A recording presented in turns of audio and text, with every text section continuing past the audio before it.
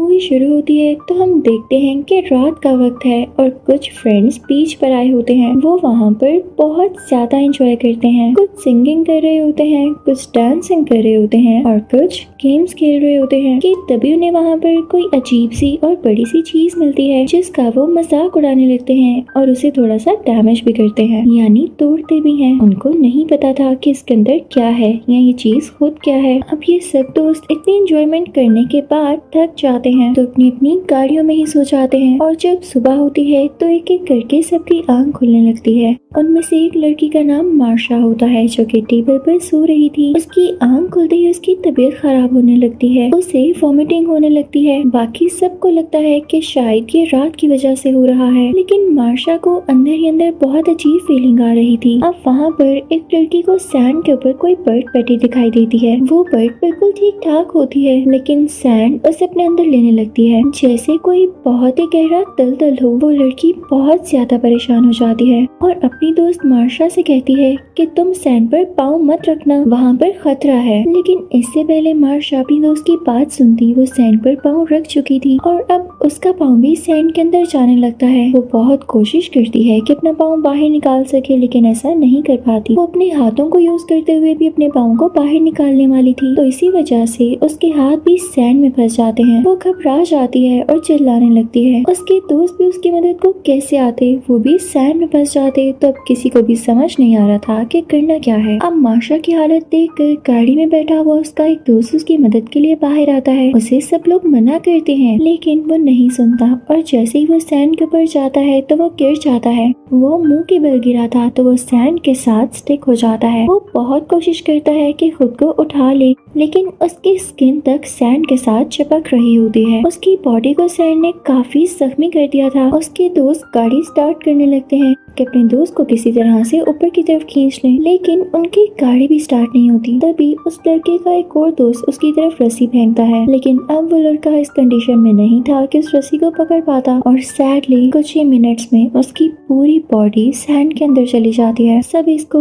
इस तरह से रेत में जाते देखने के सिवा कुछ कर भी कह सकते थे। वो सब काफी डर जाते हैं और प्लान करते हैं कि जितनी जल्दी हो सके वो यहाँ से निकल जाएंगे। अब जो लड़का गाड़ी की ड्राइविंग सीट पर बैठा होता है उसका नाम जोना होता है। वो दोबारा से कोशिश करता है कि गाड़ी को स्टार्ट कर सके लेकिन ऐसा हो ही नहीं पा रहा था। तभी वहाँ पर हम एक हेल्दी से आदमी को देखते हैं। वो ड्रम में होता है और मूव करने लगता है तो उसके दोस्त उससे कहते हैं कि प्लीज तुम जरा सा भी मूव मत करना, अगर तुम हिले और नीचे गिर गए ना तो ये सैंड तुम्हें अपने अंदर ले लेगी। तो वो आदमी कहता है तुम लोग मेरे साथ मजाक कर रहे हो, क्योंकि उसने अपनी आंखों से सब कुछ नहीं देखा होता। वो सो रहा था, उसे दर्द हो रहा होता है तो वो मूव करने लगता है। तो एक लड़का बोलता है 2 घंटे तक कोई ना कोई हमारी हेल्प के लिए आ रहा है, हमने कॉल कर दी है, तो अगर तुम इसी में स्टिल रहोगे तो वो जल्दी हमें बचा लेंगे, प्लीज मेरी बात पर ध्यान दो। तो वो आदमी मान जाता है जबकि ऐसी बात नहीं थी, कोई हेल्प नहीं आने वाली थी। ये सब यहाँ पर स्टक थे। अब मार्शा की दोस्त सबसे कहती है हम सब ने इसी बीच पर तो कल पार्टी की थी, कल हमें ये सैंड क्यों नहीं कुछ कह रही थी और यहाँ पर बाकी भी तो लोग थे, वो कहाँ गए। अब ये लोग गेस कर लेते हैं कि वो लोग भी रेत में जा चुके हैं और अभी तक ये लोग रेत में इसलिए नहीं गए क्योंकि ये लोग डायरेक्ट रेत के ऊपर नहीं थे, अपनी कार्स में थे या किसी ऊंची जगह पर। इतनी ही देर में वो हेल्दी आदमी फिर से चिल्लाने लगता है कि मुझे सनरेज तंग कर रही हैं। तो उसका दोस्त उसकी तरफ सनस्क्रीन फेंकता है, कहता है कि इसे लगा लो तुम्हें सुकून मिलेगा। अब वो आदमी उसे लगा लेता है तो उसे थोड़ा सा सुकून आता है। तभी उन सब की नजर उस चीज पर पड़ती है जो रात को उन्हें मिली थी और इन्होंने उसको डैमेज किया था। रात के अंधेरे में उस चीज का इतना पता नहीं चल रहा था लेकिन वो बड़ी सी चीज एक एग था जिसे इन्होंने तोड़कर या डैमेज करके बहुत बड़ी गलती की थी। अब उसके 2 टुकड़े हो चुके थे, यानी उसमें जो भी कोई चीज थी वो यकीनन अब बाहर आ चुकी थी। और ये भी हो सकता है कि जो क्रिएचर उस अंडे के अंदर से निकली है वो इस सैंड में ही रहती हो और वही इन सबको सैंड के अंदर लेकर जा रही है। अब मार्शा की तो सैंड की तरफ कोई चीज फेंकती है तो सैंड उस चीज को भी अपने अंदर ले लेती है और यहाँ पर इन्हें पता चल जाता है कि वो क्रिएचर इस सैंड के अंदर ही है। अब जोना कहता है कि हम इस तरह से कुछ भी नहीं कर सकते, हमें अपने लिए खुद ही स्टेप लेना होगा। वो एक स्केटबोर्ड उठाता है और उसे गाड़ी के पास रख के उस पर से चलता हुआ टेबल तक जाने की कोशिश करता है। सक्सेसफुली वो उस पर चलने तो लगता है, लेकिन जैसे ही टेबल तक पहुंचता है तो स्केटबोर्ड स्लिप होने लगता है और उसके पाँव भी। तो वो स्लिप होकर सैंड के बहुत करीब हो जाता है, जिसकी वजह से सैंड से कुछ चीज निकलती है और उसके पेट के साथ टच होती है। लेकिन जोना बिल्कुल भी नर्वस नहीं होता और फौरन से टेबल के ऊपर चढ़ जाता है, जहाँ पर एक बैग रखा था और उसमें कुछ स्नैक्स थे। उसे उस बैग में से एक बनाना मिलता है, लेकिन जब वो उसे खाता है तो उसे भी वॉमिटिंग हो जाती है। और जब उसकी नजर अपने पेट पर पड़ती है तो वहाँ पर बहुत सारे जख्म होते हैं जो कि उसी चीज ने किए थे जो सैंड में से निकली। सब लोग ये देख के बहुत घबरा जाते हैं, लेकिन जोना उनसे कहता है कि नहीं नहीं, ये कुछ भी नहीं है, तुम लोग अपनी सेफ्टी के बारे में सोचो। साथ ही उनकी तरफ ड्रिंक्स फेंकने लगता है कि जिनको प्यास लग रही है उनकी प्यास तो बुझ सके। लेकिन साथ ही जोना को अपने पेट में दर्द होने लगती है और उसके जख्म से खून भी आने लगता है। तो उसकी दोस्त बहुत उदास हो जाती है और रोने लगती है। तो जोना उससे कहता है कि रो मत, सब तो स्ट्रॉन्ग है ना। और जोना वहीं पर लेट जाता है। तभी गाड़ी में बैठी हुई एक लड़की उनसे कहती है कि हम सबके मोबाइल फोन्स गाड़ी की डिग्गी में है, हमें कुछ न कुछ करके उनको लेना होगा ताकि हम मदद तो मंगवा सके। लेकिन कोई ये रिस्क नहीं लेना चाहता था, क्योंकि यहाँ पर बैठे बैठे कभी भी गाड़ी की डिग्गी खुल ही नहीं सकती थी। तो एक लड़की कहती है कि मैं हिम्मत करूंगी। वो जाकर गाड़ी की डिग्गी खोलती है, लेकिन वो नहीं खुल पाती। तो वो दूसरी तरफ जाती है। ब्लैक हेयर्ड लड़की उसे कपड़े का एक टुकड़ा पकड़ाती है कि वो इसको जोर से पकड़ ले और कहीं सैंड की तरफ न गिर जाए। लेकिन अभी भी वो गाड़ी की डिग्गी सही तरह से खोल नहीं पा रही होती। तो तभी जोना की दोस्त उसे एक रोड पकड़ाती है और उसे कहती है कि इससे ट्राई करो। और यहाँ पर फाइनली वो लड़की गाड़ी की डिग्गी खोल ही लेती है। लेकिन तभी दूर उन्हें कोई आता हुआ दिखाई देता है। वो वहाँ का सुपरवाइजर होता है, यानी बीच पेट्रोल सुपरवाइजर होता है। वो सब उसकी तरफ देखने लगते हैं और इसी ध्यान में वो लड़की जो डिग्गी खोल चुकी थी उसकी उंगलियां डिग्गी में फंस जाती हैं, यानी डिग्गी अब बंद हो चुकी होती है। वो चिल्लाती है। वो सब उसे अपने पास बुलाने की कोशिश करते हैं, लेकिन वो सुपरवाइजर उनसे कहता है ये न्यू जनरेशन में ना ड्रग्स लेकर पता नहीं कैसे कैसे काम करती है। लेकिन वो सब उसे बताते हैं कि हम मुश्किल में हैं। वो अपनी गाड़ी उनकी तरफ लेकर आता है और गाड़ी से उतरने लगता है तो वो सब शोर मचाते हैं, सैंड पर पाँव मत रखिएगा। लेकिन जब वो आदमी बाहर आता है तो ये देख के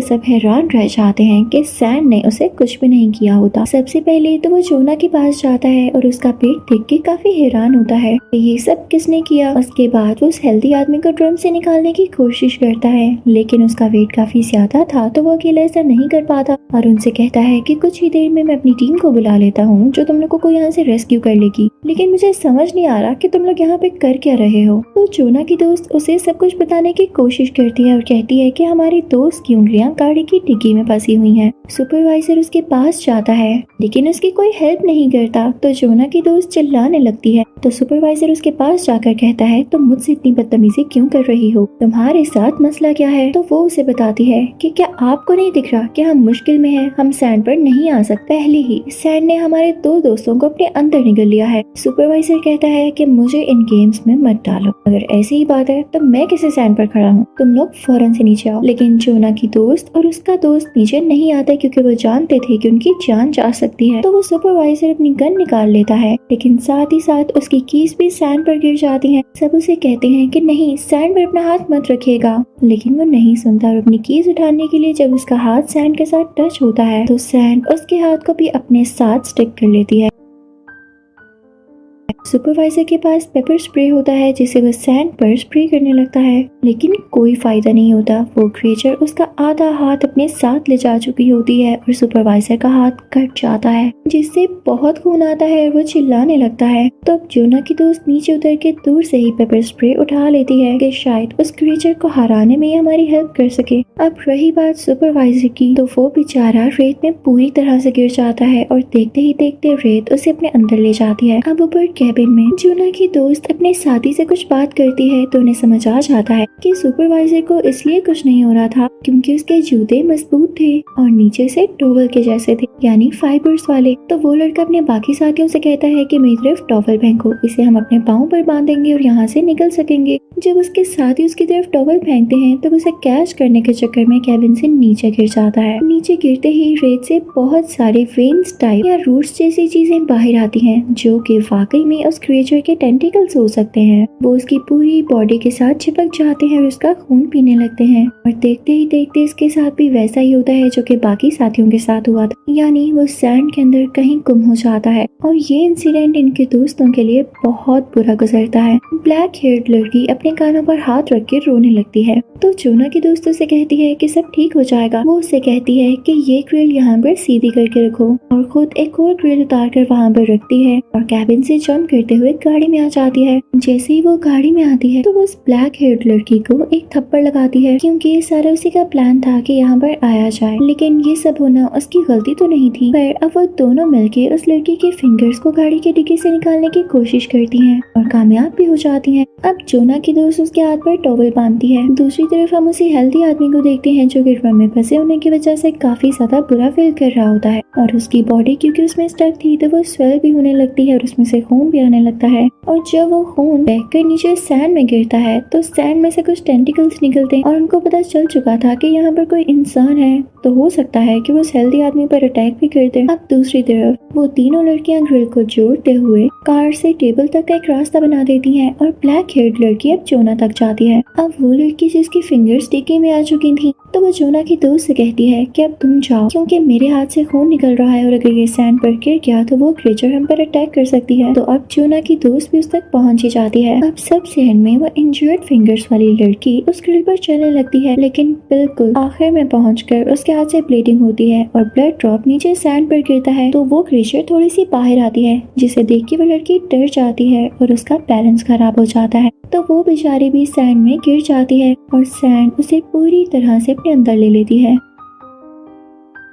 दूसरी तरफ हम उस हेल्दी आदमी को देखते हैं जिसके ड्रम पर काफी खून बह रहा होता है। तो वो टेंटिकल्स यानी रूट्स लाइक चीजें उसकी तरफ अट्रैक्ट होती हैं और ड्रम पर चढ़ने लगती हैं। ब्लैक हेड लड़की को देखते हैं जो कि अपने पाँव पर काफी ज्यादा टॉवल्स बांधकर सैंड के ऊपर चलने लगती है, तो उसे कुछ भी नहीं होता। तो वो काफी खुश होती है और अब सुपरवाइजर की गाड़ी के ऊपर खड़ी होती है। ये देखकर वो हेल्दी आदमी भी काफी खुश होता है और एंजॉय करने लगता है कि वो यहाँ से जल्दी निकल जाएंगे। लेकिन उसे क्या पता था कि वो टेंटिकल्स उसके ड्रम को नीचे से बिल्कुल खाली कर चुके थे और अब वो टेंटिकल्स बड़े होकर उसकी पूरी बॉडी के इर्द गिर्द स्टिक हो जाते हैं और उसे सैंड के अंदर ले जाते हैं, जिससे वो बेचारा भी मारा जाता है। अब यहाँ पर ये क्रिएचर काफी बड़ी हो चुकी थी क्योंकि इसने इतने ज्यादा लोगों को झुका लिया था। अब इसके टेंटिकल्स भी ज्यादा स्ट्रॉन्ग हो चुके थे। अब वो सीधा सुपरवाइजर की गाड़ी के पास आती है और उसे हिलाने लगती है, जिससे ब्लैक हेयर्ड लड़की गाड़ी के ऊपर ही गिर जाती है और उसका सर जब गाड़ी के साथ टकराता है तो वो बेहोश हो जाती है। अब जोना की दोस्त अकेली बची थी क्योंकि बाकी सबकी हालत तो खराब थी, किसी का पेट इंजर्ड था और कोई बेहोश, तो वो घबरा जाती है। अब इसी तरह से रात हो जाती है और रात होते ही ब्लैक हेयर्ड लड़की को होश आ जाता है, तो वो वहाँ पर एयर बाथटब बिछाती है, जिस पर से जोना को लेते हुए वो गाड़ी तक पहुँच जाती है। और जब उनके पीछे पीछे जोना की दोस्त भी आ रही होती है तो वो क्रिएचर अपने टेंटिकल से गाड़ी का दरवाजा बंद कर देता है। सरप्राइजिंग बात ये थी कि उस क्रिएचर के टेंटिकल्स अब ग्लो कर रहे थे, उनसे ब्लू कलर की कोई लाइट निकल रही थी। लेकिन जोना की दोस्त हिम्मत नहीं हारती और अब गाड़ी के ऊपर आ जाती है। तभी वो देखती है कि उसके पास गैसोलीन का एक कैन पड़ा है, तो वो क्रिएचर कैन को पकड़ लेता है, उसे छोड़ ही नहीं रहा होता।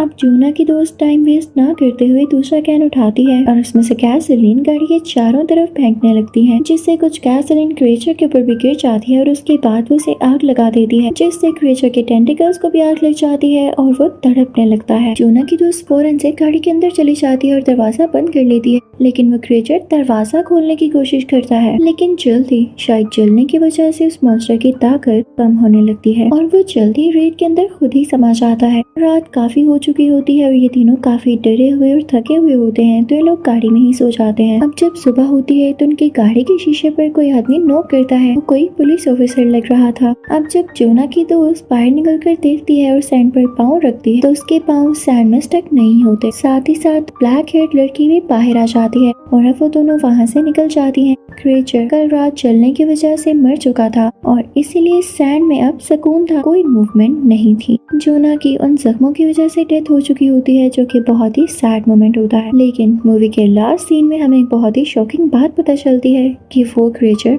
मरा नहीं है, वो अभी भी जिंदा है और समंदर में कहीं है और अब उसका नेक्स्ट निशाना शहर है यानी सिटी है। और इसी के साथ इस मूवी का यहीं पर एंड होता है। Thank you for watching.